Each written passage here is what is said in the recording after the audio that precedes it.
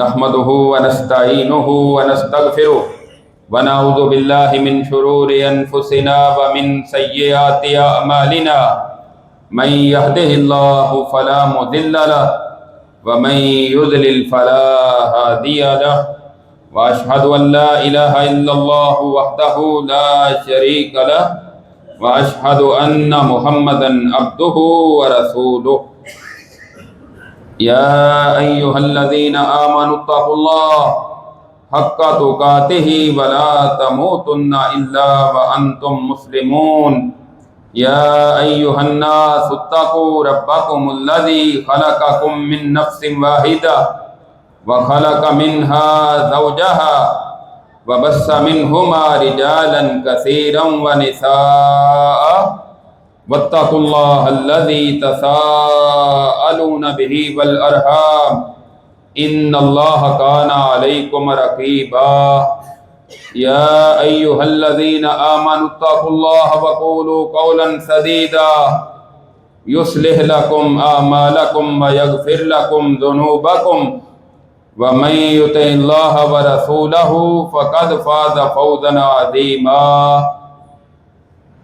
أما بعد فإن خير الحديث كتاب الله وخير الهدي هدي محمد صلى الله عليه وسلم وشر الأمور محدثاتها وكل محدثة بدعة وكل بدعة ضلالة وكل ضلالة في النار اللهم صل على محمد وعلى آل محمد كما صليت على إبراهيم وعلى آل إبراهيم إنك حميد مجيد اللهم بارك على محمد وعلى آل محمد كما باركت على إبراهيم وعلى آل إبراهيم إنك حميد مجيد رب اشرح لي صدري ويسر لي أمري واحلل عقدة من لساني يفقهوا قولي رب زدني علما اللهم انفعنا بما علمتنا وعلمنا ما ينفعنا وزدنا علما فأعوذ بالله السميع العليم من الشيطان الرجيم بسم الله الرحمن الرحيم لقد كان لكم في رسول الله أسوة حسنة وقال النبي صلى الله عليه وسلم صلوا كما رأيتموني أصلي ہر قسم کی حمد و ثنا اس اللہ وحدہ لا شریک کے لیے جو ساری کائنات کا خالق مالک اور رازق ہے۔ درود و سلام امام الانبیاء سید الانبیاء سید الاولین والآخرین ساری کائنات سے افضل اور اعلیٰ جناب محمد الرسول اللہ صلی اللہ تعالی علیہ وسلم کی ذات گرامی پر۔ احباب سے گزارش ہے کہ ذرا قریب قریب ہو جائیں اور ساتھ ساتھ مل کر بیٹھیں تاکہ زیادہ لوگ آگے آ سکیں۔ جو خالی جگہ نظر آ رہی ہیں سیدھے ہو کر بیٹھیں، صرف اپنی نماز کے لیے جگہ، اور باقی آگے آگے ہو جائیں، راستہ نہ بند کیا کریں۔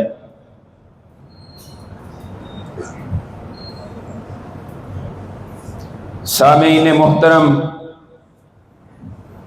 ارکان اسلام میں سے ایک اہم رکن اور عبادات میں سے سب سے اہم عبادت وہ نماز ہے۔ قرآن کریم میں اور حدیث مبارکہ میں سب سے زیادہ عبادات میں سے جس عبادت پر زور دیا گیا ہے، جس کی ترغیب دی گئی ہے، جس کا حکم دیا گیا ہے، وہ نماز ہے۔ نماز کسی بھی حالت میں مسلمان کے لیے معاف نہیں۔ ایک شخص اگر کھڑا ہو کر نماز نہیں پڑھ سکتا تو وہ بیٹھ کر نماز پڑھے گا، اگر بیٹھ کر نماز ادا نہیں کر سکتا تو وہ لیٹ کر نماز ادا کرے گا۔ یعنی اشارے کے ساتھ میدان جنگ میں ہو یا سفر میں نماز آسان کر دی گئی، مختصر کر دی گئی۔ آسانیاں پیدا کر دی گئی، لیکن جب تک ہوش و حواس قائم ہیں اس وقت تک نماز کی پابندی لازمی ہے، ضروری ہے، اس میں کسی کے لیے بھی کوئی رخصت نہیں۔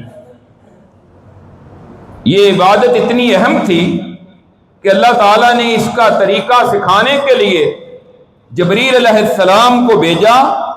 انہوں نے آ کر 2 دفعہ نبی کریم صلی اللہ علیہ وسلم کے سامنے آ کر نماز پڑھ کر سکھائی، امامت کروائی، تاکہ آپ اور آپ کے صحابہ نماز کا طریقہ سیکھ لیں۔ اور پھر صحیح بخاری میں حدیث ہے، رسول اللہ صلی اللہ علیہ وسلم نے ایک دن ممبر پر چڑھ کر نماز پڑھائی۔ آپ قیام اور رکوع ممبر پر کرتے تھے، سجدے کے لیے نیچے اتر جاتے، اور نماز پڑھانے کے بعد آپ نے فرمایا انما صنعت ھذا لتأتموا بی ولتعلموا صلاتی، میں نے یہ کام اس لیے کیا ہے تاکہ تم میری اقتداء کر سکو اور میری نماز کو سیکھ سکو۔ رسول اللہ صلی اللہ علیہ وسلم نے نماز کا طریقہ سکھانے کے لیے ممبر پر کھڑے ہو کر نماز پڑھی اور نماز پڑھائی، تاکہ پیچھے والے لوگ بھی آپ کے طریقے کو سیکھ لیں۔ اور پھر آپ نے اس پر اتنا زور دیا کہ حضرت مالک بن حویرث رضی اللہ تعالی عنہ، صحیح بخاری میں حدیث ہے، آپ صلی اللہ علیہ وسلم کے پاس آئے، یہ مسلمان ہوتے ہیں، کہتے ہیں کہ ہم چند نوجوان تھے، آپ کے پاس 20 دن تک مدینہ منورہ میں قیام کیا، 20 دن تک آپ کے پیچھے نمازیں پڑھتے رہے، آپ کی نماز کو دیکھتے رہے۔ تو پھر آپ نے محسوس کیا کہ ہم اب واپس اپنے گھروں میں جانا چاہتے ہیں، تو آپ نے فرمایا ٹھیک ہے تم چلے جاؤ، جب نماز کا ٹائم ہو تو تم میں سے کوئی ایک شخص اذان کہے، اور پھر جو زیادہ قرآن کو جاننے والا ہے وہ جماعت کروائے۔ اور پھر آپ نے ارشاد فرمایا صلو کما رأیتمونی اصلی، تم نے نماز اس طرح پڑھنی ہے جس طرح تم نے مجھے نماز پڑھتے ہوئے دیکھا ہے۔ 20 دنوں میں 100 نماز صحابہ اکرام نے دیکھی، اور پھر آپ نے ان کو تعلیم دی۔ آج ہم کچھ لوگوں سے یہ بات سنتے ہیں کہ نماز ہی پڑھنی ہے، جیسے مرضی پڑھ لو، اللہ نے قبول کرنی ہے۔ رسول اللہ صلی اللہ علیہ وسلم نے ارشاد فرمایا کہ نماز اس طرح پڑھو جس طرح تم مجھے نماز پڑھتے ہوئے دیکھتے ہو، اپنی مرضی نہیں۔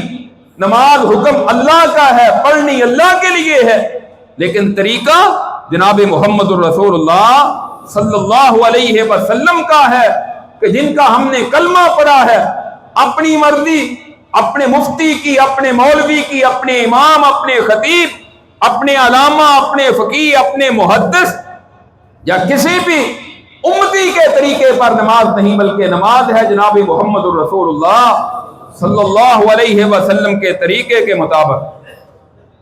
اور پھر جو آپ کے طریقے سے ہٹ کر نماز ادا کرتا ہے، رکوع و سجود پورے نہیں کرتا، نماز میں گویا کہ چوری کر رہا ہے، اس کے متعلق بھی صحیح بخاری میں حدیث ہے۔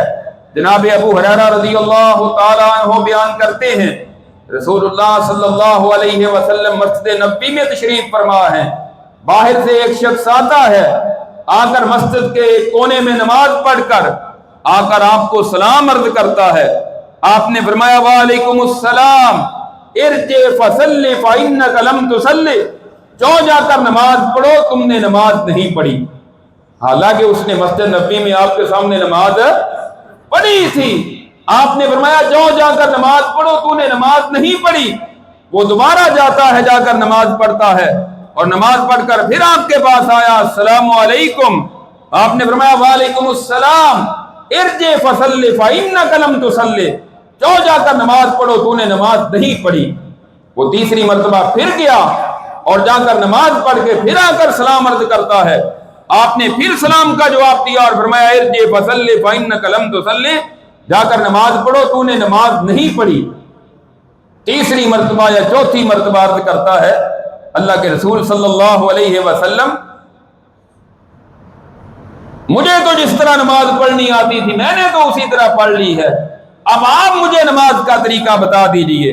آپ نے پھر وضو سے بات شروع کی کہ جب نماز کے لیے کھڑے ہو تو اچھی طرح وضو کرو، پھر اللہ اکبر کہہ کر تکبیر تحریمہ سے نماز کا آغاز کرو، اور پھر اس کے بعد قرآن پڑھو نماز کے اندر، اور پھر رکوع کرو تو رفع دین کر کے رکوع کرو، اور اچھی طرح رکوع کرو، کمر بالکل برابر ہو، نہ سر اوپر ہو اور نہ سر نیچے ہو، اور پھر سمع اللہ لمن حمدہ کہہ کر قومے میں کھڑے ہو جاؤ، بالکل سیدھے کھڑے ہو جاؤ، پھر اللہ اکبر کہہ کر سجدہ کرو اور اچھی طرح سجدہ کرو، اور پھر اٹھ کر جلسے میں بیٹھو، اچھی طرح آرام اطمینان کے ساتھ بیٹھو، پھر اسی طرح دوسرا سجدہ کرو، اور اس طرح اپنی نماز مکمل کرو۔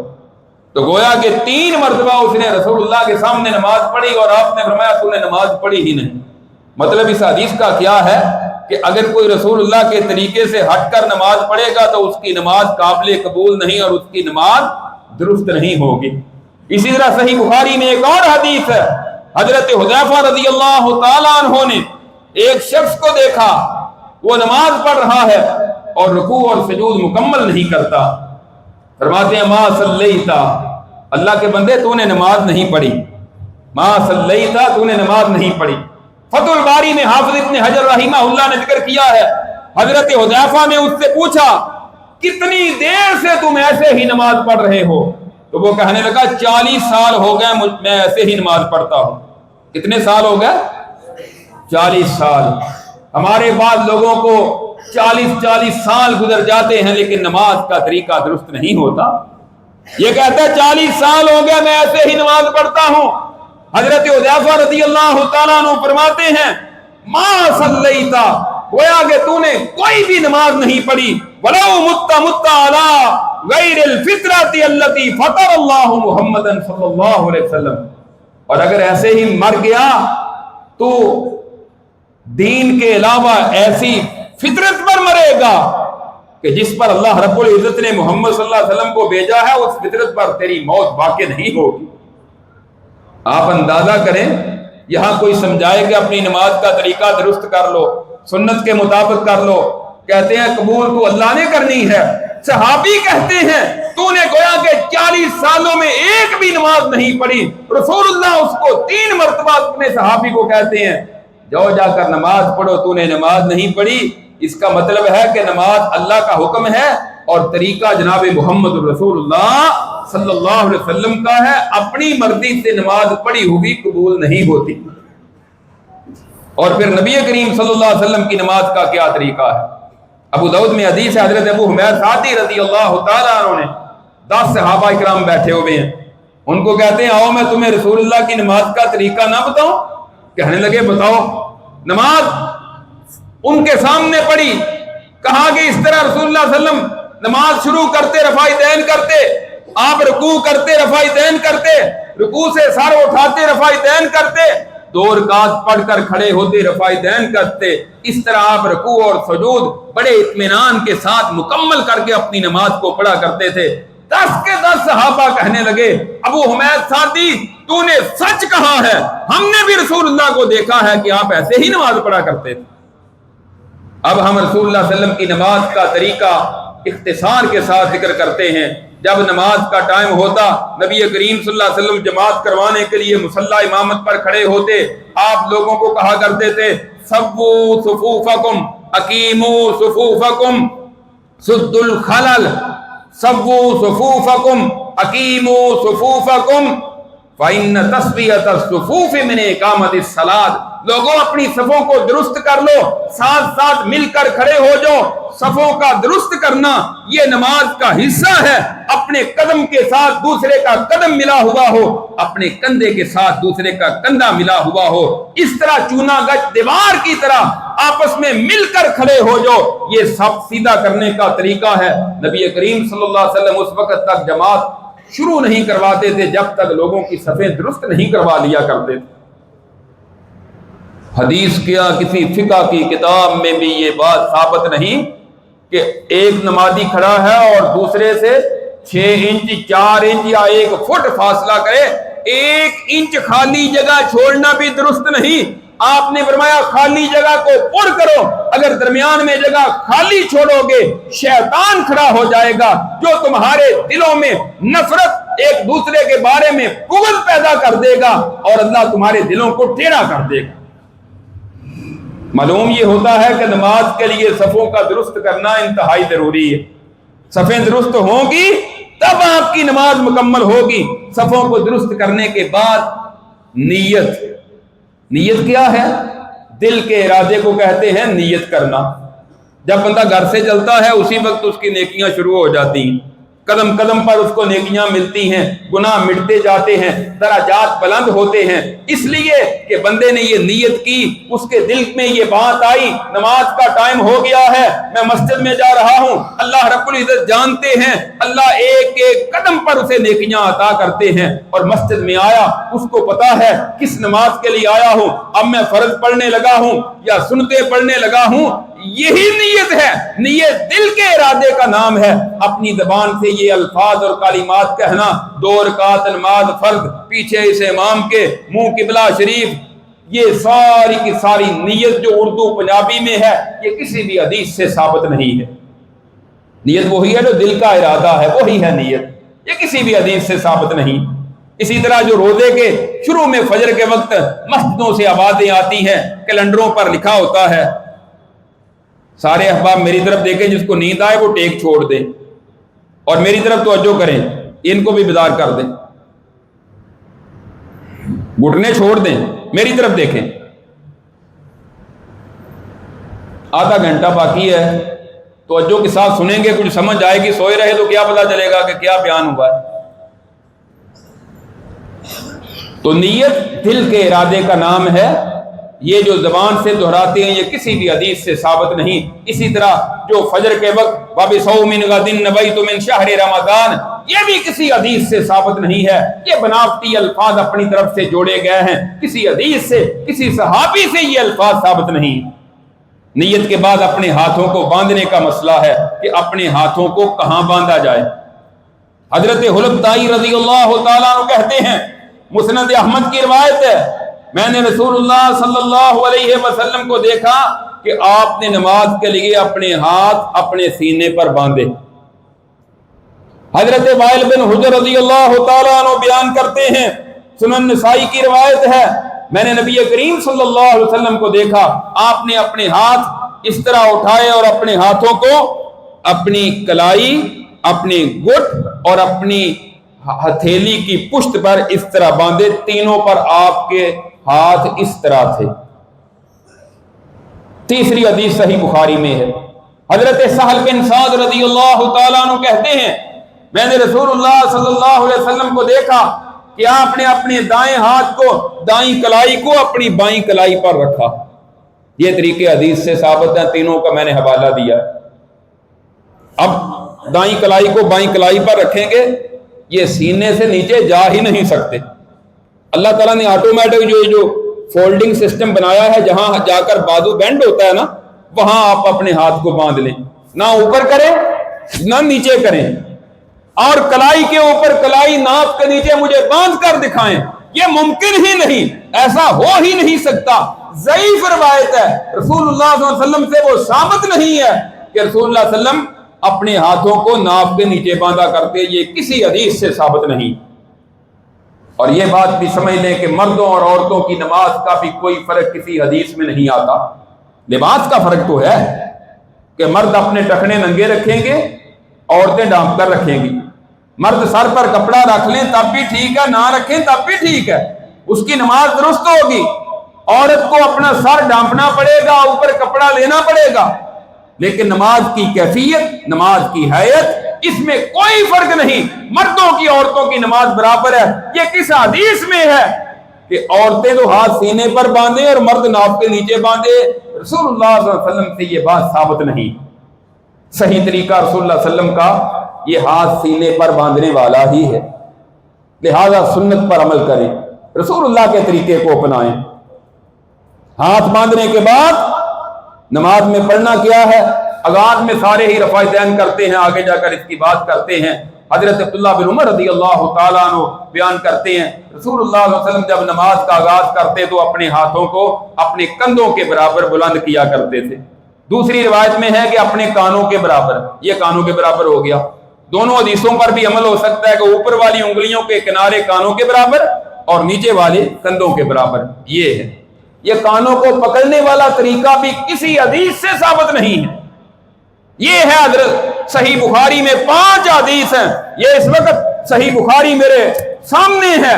اس میں سے 5 حدیث رفع دین کی ابھی نماز کے بعد آئیں اور آ کر آپ دیکھیں, اپنی آنکھوں سے پڑھیں اردو ترجمے کے ساتھ, اور پھر رسول اللہ صلی اللہ علیہ وسلم کی جو نماز کا طریقہ ہے اس کو اختیار کر لیں کہ نبی کریم صلی اللہ علیہ وسلم کی نماز کا کیا طریقہ تھا.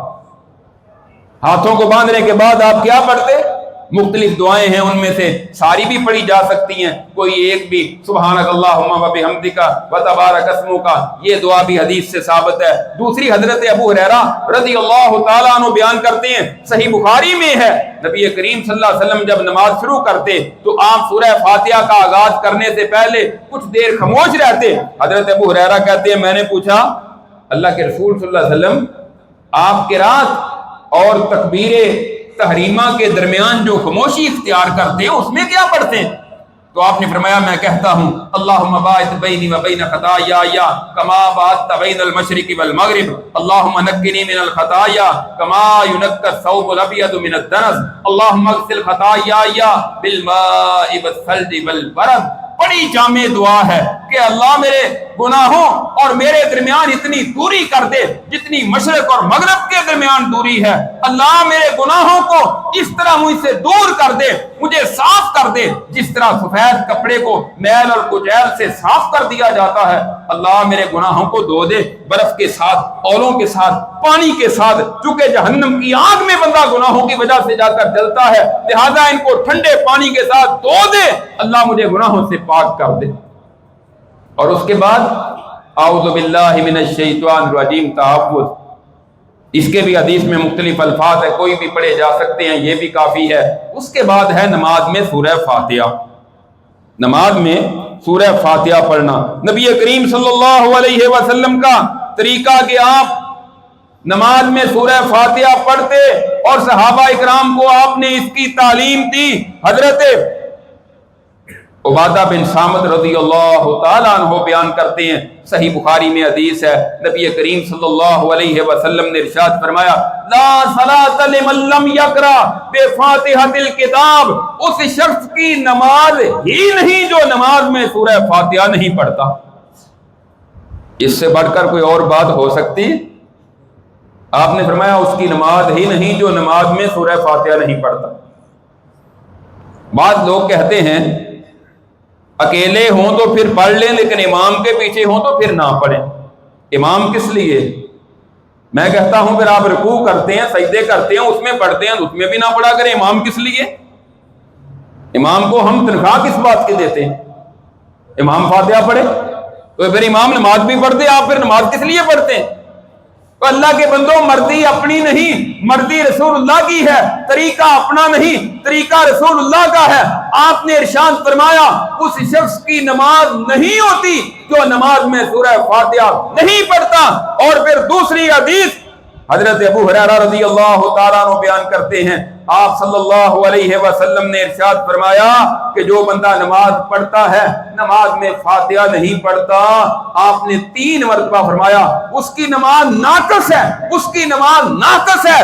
حدیث میں لفظ ہے خداج, اس کی نماز خداج ہے, خداج ہے, خداج ہے. خداج کسے کہتے ہیں؟ اونٹنی کا وہ بچہ جو وقت سے پہلے پیدا ہو کر ضائع ہو جاتا ہے, جو کسی کام کا نہیں ہوتا.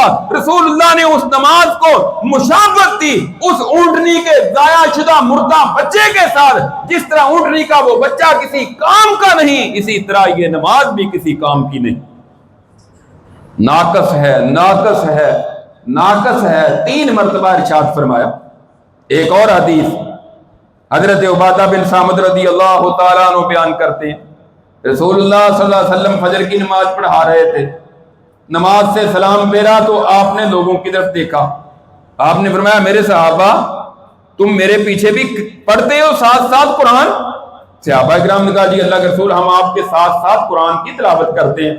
آپ نے فرمایا لا تفعلوا الا بفاتحۃ الکتاب، میرے پیچھے نہ پڑھا کرو سوائے سورہ فاتحہ کے، اس لیے کہ فاتحہ کے بغیر نماز نہیں ہوتی۔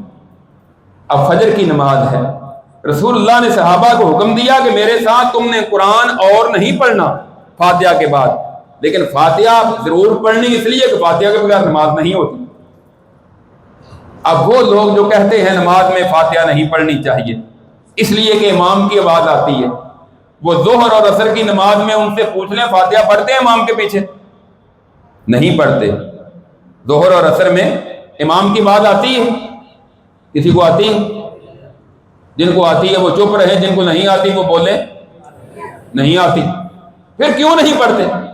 مغرب کی تیسری رکعت میں، عشاء کی آخری 2 رکعات میں امام خاموشی سے قرات کرتا ہے، امام کی آواز آتی ہے؟ وہاں بھی نہیں پڑھتے۔ لہذا کہاں گئی کہ امام ہمارے لیے فاتحہ پڑھتا ہے؟ اللہ کے بندو رسول اللہ کا فرمان آ گیا، اللہ کی قسم یہ صحیح بخاری میں صحیح حدیث ہے، اور پھر دوسری حدیث میں اس بات کی وضاحت بھی ہے جو امام کے پیچھے فاتحہ نہیں پڑھتا اس کی نماز نہیں ہوتی۔ امام المحدثین سید الفقہاء امیر المومنین فی الحدیث امام بخاری رحمہ اللہ نے صحیح بخاری میں ان حدیث پر باب باندھا ہے، باب وجوب القراءۃ للامام والماموم فی الصلوات كلها فی الحضر والسفر وما يجهر فيها وما يخافت، کہ قرات کے واجب ہونے کا بیان امام ہو یا مقتدی ہو، اور پھر تمام کی تمام نمازوں میں سفر میں ہو یا حجر میں ہو، نماز جہری ہو یا نماز سری ہو، یعنی فجر مغرب عشاء کی نماز ہو یا ظہر اور عصر کی نماز ہو، ہر نماز میں یہ امام ہو یا مقتدی ہو ہر ایک کے لیے یہ واجب ہے۔ اس کے بعد یہی حدیث کی ذکر کی ہے لا صلاۃ لمن لم یقرأ بفاتحۃ الکتاب، اس کی نماز ہی نہیں ہوتی جو نماز میں سورہ فاتحہ نہیں پڑھتا۔ حضرت ابو ہریرہ رضی اللہ عنہ نے جب یہ حدیث بیان کی نا تو کسی نے پوچھا ابو ہریرہ امام کے پیچھے ہو تو پھر؟ فرمانے لگے آہستہ پڑھو، دل میں پڑھو، یعنی آہستہ پڑھو، اونچی آواز سے نہیں۔ ملا علی قاری بہت بڑے حنفی عالم دین ہیں جنہوں نے کئی کتابیں لکھی ہیں، وہ بھی اس بات کے قائل ہیں، کہتے ہیں ہاں اس کا مطلب ہے کہ سورہ فاتحہ مقتدی کو امام کے پیچھے آہستہ آہستہ پڑھنی چاہیے۔ لہذا خلاصہ یہ ہے نماز آپ کی فرض ہے، نماز آپ کی نفل ہے، وہ نماز جنازہ ہے، نماز تراویح ہے، نماز تہجد ہے، نماز کسوف ہے، نماز اشراق ہے، آپ کی نماز عید ہے۔ کوئی نماز کی کوئی ایک رکعت بھی قبول نہیں ہوتی جب تک آپ اس میں سورہ فاتحہ نہیں پڑھتے۔ آپ آئے جماعت کھڑی ہے، امام اللہ اکبر کہنے کے قریب ہے، آپ نے فاتحہ نہیں پڑھی تو یہ آپ کی رکعت شمار نہیں ہوگی اگر آپ رکوع میں شامل ہوئے۔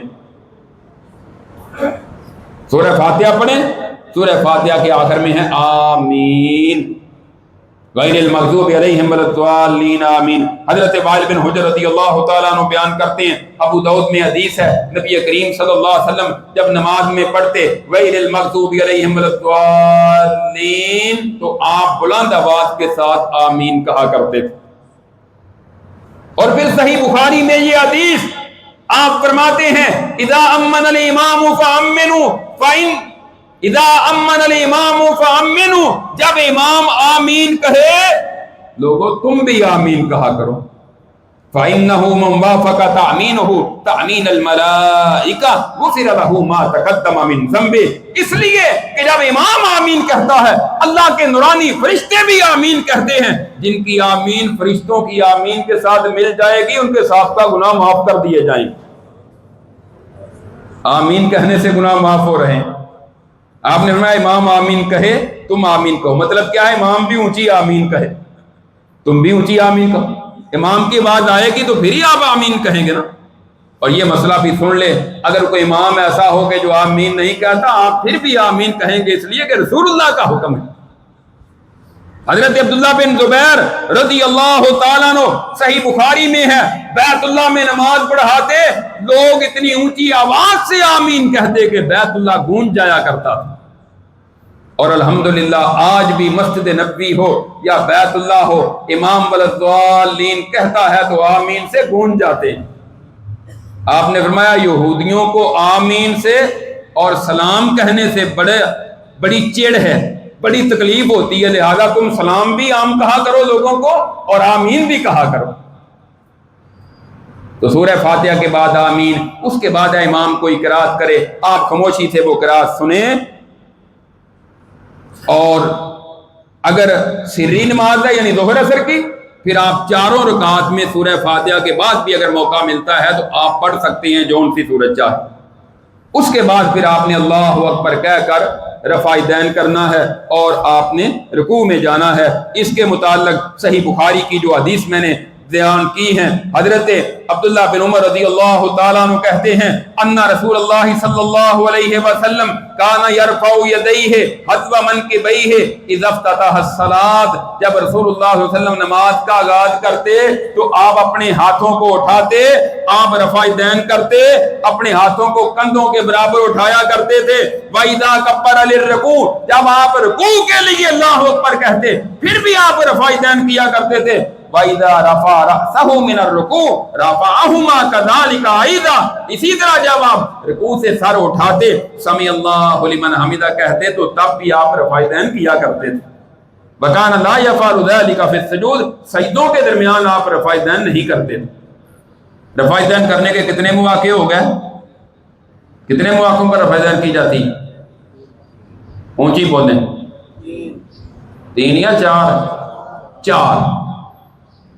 نماز شروع کرتے وقت، رکوع کرتے وقت، اور تیسرا ہے رکوع سے سر اٹھاتے وقت، اور چوتھا ہے کہ جب 2 رکعت پڑھ کر اتحیات بیٹھ کر آپ کھڑے ہوں گے تیسری رکعت کے لیے تو اس وقت رفع دین کرنی، یہ بھی رسول اللہ صلی اللہ علیہ وسلم کی سنت ہے۔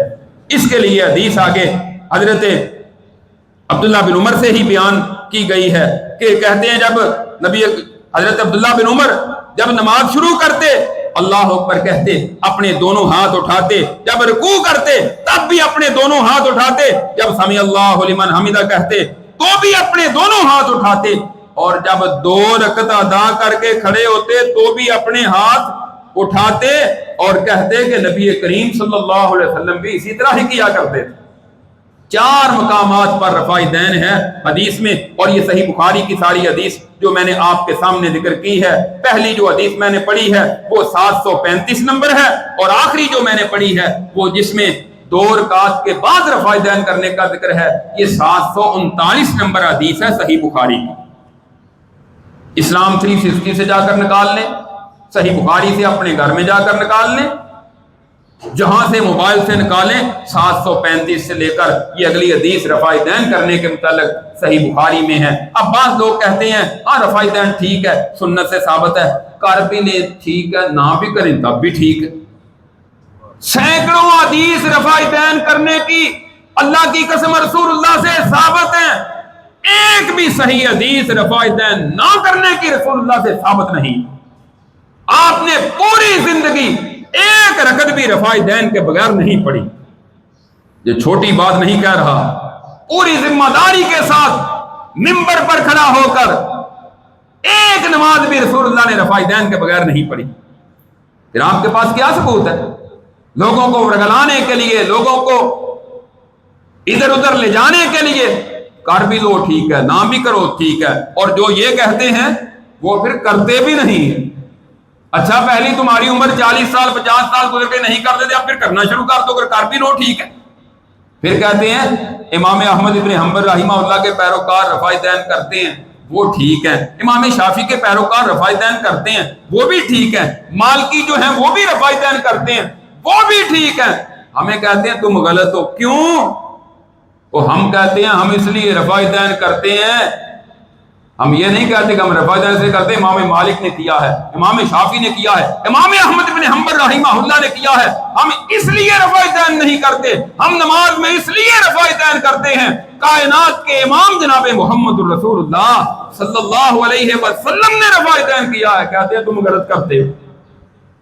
آپ عقل کا اندازہ کریں کہ کہاں چوٹ ان کی جا کر لگتی۔ اور پھر ادھر ادھر کی باتیں. وہ بغل میں بت رکھتے تھے اس لیے آپ نے حکم دیا تھا, تو پہلی رفع دین تم بھی کرتے ہو, وہ کیوں کرتے ہو پھر؟ اچھا پھر بغل میں یہ دیکھیں کتاب ہے, یہ رکھی بغل میں, جتنی مرضی مرتبہ رفع دین کر لو, گرتی ہے؟ نہیں گرتی. یہ پتہ نہیں کہاں سے گپ اتنی بڑی, کسی حدیث میں نہیں کہ بت رکھتے تھے, ایسا کوئی اس کا وجود نہیں. اللہ کے بندو یہ رسول اللہ کا طریقہ ہے. کوئی اس کو کہتا ہے مکھیاں چاڑ دینے, ہمیں مذاق نہیں کرتے, رسول اللہ کی حدیث کو مذاق کرتے ہو, یہ بڑا مہنگا پڑے گا تمہیں. باز آ جاؤ, اللہ سے ڈر جاؤ, رسول اللہ کے طریقے کو اختیار کرو. ہم اللہ کے فضل و کرم سے یہ نہیں کہتے کہ ہمارے امام کی بات کو مان لو, ہمارے مفتی کی بات کو مانو, ہمارے علامہ کی بات کو مانو, ہمارے فقیہ, ہمارے محدث کی بات کو مانو. ہم کہتے ہیں مانو کائنات کے امام جناب محمد رسول اللہ صلی اللہ علیہ وسلم کی بات کو مان لو, آپ کے طریقے کو اختیار کرو, رسول اللہ کی سنت پر عمل کر لو. کون ہے جرت کرے کہ رسول اللہ کے طریقے کی میں مخالفت کروں گا؟ کہتا کوئی نہیں, کرتے بڑے ہیں. آپ رکوع کرتے رفع دین کر کے, رکوع میں اطمینان کے ساتھ بالکل کمر سیدھی ہو. بعض لوگوں کا اس طرح رکوع ہوتا ہے, یہ دیکھیں ذرا میری طرف, تھوڑا سا جھکتے ہیں رکوع, غلط ہے یہ طریقہ. بالکل کمر سیدھی ہونی چاہیے, سر بھی اس کے برابر ہونا چاہیے. پھر آپ سمع اللہ, رکوع کی دعائیں حدیث کی کتابوں میں موجود ہیں, یہاں ٹائم نہیں ہے. سمع اللہ لمن حمدہ کہتے بالکل سیدھے کھڑے ہو جاتے. سمع اللہ لمن حمدہ ربنا ولک الحمد حمدا کثیرا طیبا مبارکا فیہ, سیدھے کھڑے ہو کر آپ یہ پڑھتے بڑے اطمینان کے ساتھ. حدیث میں آتا ہے رکوع کے بعد اس کو کہتے ہیں قوما, اور آپ کے سجدے اور سجدوں کا درمیان جو ہے جلسہ, یہ سب کی مقدار برابر ہوتی ہے. جو رکوع سے کھڑا نہیں ہوتا سجدے میں چلا جاتا ہے, اس کا قوما کہاں جائے گا؟ اور رسول اللہ نے پھر اسی لیے صحابی کو کہا تھا ارجع فصلی فانک لم تصلی, جا کر نماز پڑھو, تو نے نماز ہی نہیں پڑھی. پھر سجدہ کرنا ہے اللہ اکبر کہہ کر سجدے میں چلے جائیں. سجدہ 7 اعضاء پر ہے, ناک اور پیشانی, دونوں ہاتھ, دونوں گھٹنے اور دونوں پاؤں. اور پہلے سجدے میں جا کر اپنے ہاتھ رکھنے ہیں, گھٹنے بعد میں رکھنے ہیں, اور پھر پہلوؤں سے الگ کر کے آپ نے فرمایا کتے کی طرح اپنے بازو زمین پر نہ بچھا لیا کرو. آج بعض عورتیں زمین پر بچھ کر سجدہ کرتی ہیں, زمین کے ساتھ لگ جاتی ہیں. یہ طریقہ رسول اللہ صلی اللہ علیہ وسلم کا طریقہ نہیں ہے. مردوں عورتوں کی نماز میں کوئی فرق نہیں ہے. آپ نے فرمایا بازو الگ رکھو, جماعت کے ساتھ ہو, ذرا کم کھول لو, ساتھ والے کو نہیں مارنے, اور زمین سے اونچے, اپنے جسم سے الگ. حدیث میں آتا ہے اللہ کے رسول کے بازو اتنے کھلے ہوتے تھے, اگر چھوٹا بکری کا بچہ نیچے سے گزرنا چاہتا تو وہ گزر سکتا. پھر اٹھ کر سجدے کی دعائیں پڑھو. اللہ کے رسول کے سجدے بڑے لمبے ہوتے تھے, جتنی زیادہ سے زیادہ دعائیں, 14-15 دعائیں حدیث میں آتی ہیں, کتابوں میں موجود ہیں. اللہ اکبر کہہ کر بیٹھ جاتے. اس کو کہتے ہیں جلسہ. اللہم اغفر لی, اللہ مجھے معاف کر دے, ورحمنی, مجھ پہ رحم کر دے, واہدنی, مجھے ہدایت دے, وارزقنی, مجھے رزق دے, وعافنی, اللہ مجھے عافیت دے, واجبرنی, اللہ میرے نقصان پورے کر دے, ورفعنی, اللہ مجھے عزت عطا فرما دے. کتنی دعائیں ہیں دونوں سجدوں کے درمیان. ایک سجدے سے اٹھتے نہیں, دوسرے سجدے میں پہنچ جاتے ہیں, یہ کون پڑھے گا؟ جلسہ کہاں گیا؟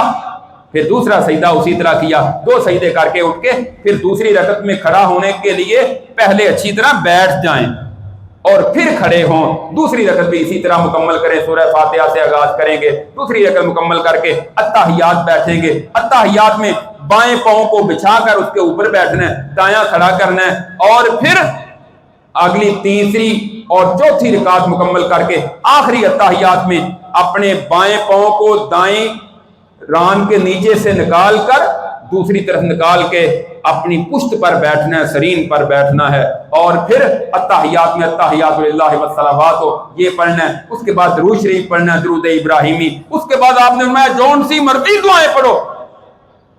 رب انی ظلمت نفسی ظلما کثیرا, یہ صحیح بخاری میں حضرت ابو بکر رضی اللہ عنہ کو آپ نے سکھائی تھی. اللہم انی اعوذ بک من عذاب القبر. 4 یا 5 چیزوں سے اللہ کے رسول پناہ مانگا کرتے تھے. اس کے علاوہ کوئی بھی آپ عربی میں دعائیں پڑھ سکتے ہیں, قرآنی حدیث میں دعائیں. سلام پھیرنے سے پہلے اور آخر میں سلام ہے, السلام علیکم ورحمۃ اللہ, السلام علیکم ورحمۃ اللہ. یہ اختصار کے ساتھ میں نے رسول اللہ صلی اللہ علیہ وسلم کی نماز کا طریقہ بیان کیا ہے. اللہ رب العزت سے دعا ہے اللہ ہم سب کو اس پر عمل کرنے کی توفیق عطا فرمائے.